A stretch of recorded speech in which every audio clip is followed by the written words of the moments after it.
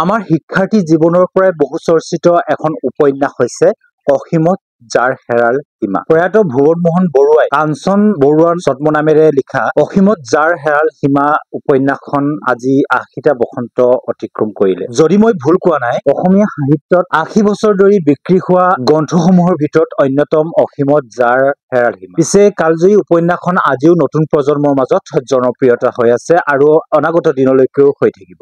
আপুনি জানেনে 1945 চনৰ 15 জুলাইত প্ৰথম প্ৰকাশ হৈছিল অসীমত যাৰ হেৰাল সীমা উপন্যাসখন। এইখিনিতে আপোনাক জনাই থব খুজিছো যে অসমৰ আগশাৰীৰ থিয়েটাৰ গোষ্ঠী কহিনুৰ থিয়েটাৰে 1983 চনত নাট্য সম্ৰাট প্ৰফুল্ল বৰাই অসীমত যাৰ হেৰাল সীমাক নাট্যৰূপ দিছিল। পৰৱৰ্তী 2008 চনত হেমন্ত দত্তই মঞ্চস্থ ৰূপ দিছিল উপন্যাসখন। এতিয়া আহো অসীমত যাৰ হেৰাল সীমা উপন্যাসখনৰ সাৰাংশলৈ। এটা সপোনক আধাৰ কৰি অসীমত যাৰ হেৰাল সীমা উপন্যাসখনৰ কাহিনীয়ে গতি কৰিছে। উপন্যাসখনৰ আৰম্ভণিতে কাহিনীকাৰৰ এটা নিজাকৈ সৰু সপোন গঢ় লৈ উঠিছে।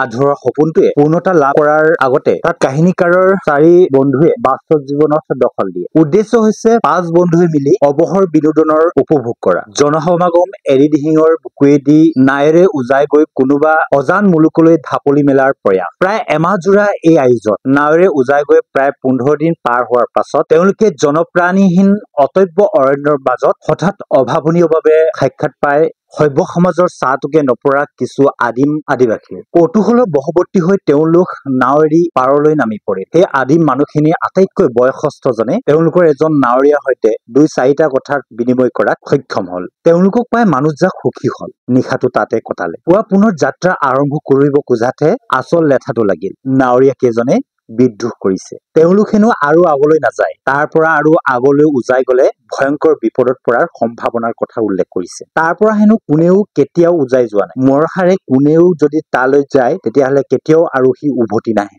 কালিকা লগা ঠাই হেনো গোসানী আছে, গলেই নিশ্চিত মৰণ। প্ৰায় জেদ কৰিয়েই 5 বন্ধুৱে নাও মেলি দিলে। প্ৰকৃতিৰ অপৰূপ শোভা চাই চাই আগবাঢ়োতেই নিশাৰ আন্ধাৰত কোবাল বতাহ বৰষুণ ধুমুহাই তেওঁলোকক উটুৱাই নি কৰবাত পেলাই গৈ। দিনৰ পোহৰত নিশাৰ ভয়াৱহতাৰ কথা পাহৰি অলপ সুস্থিৰ হব খোজোতেই বন্ধুবৰ প্ৰফেচৰে আন এক চমক দিয়ে। ধুমুহাৰ তাণ্ডৱে তেওঁক উভতাই লৈ যায় 1300 বছৰ পুৰণি তেওঁৰ জন্মভূমিলৈ আৰু অতীত জীৱনলৈ। এই কালজয়ী উপন্যাসখনৰ মূল কাহিনী আচলতে ইয়াৰ পৰাই আৰম্ভ। 15 জুলাইত ৮০টা বসন্ত অতিক্ৰম কৰা অসীমত যাৰ হেৰাল সীমা নতুন প্ৰজন্মৰ মাজত জনপ্ৰিয়তা হৈ থাকক তাৰে কামনা কৰিছো।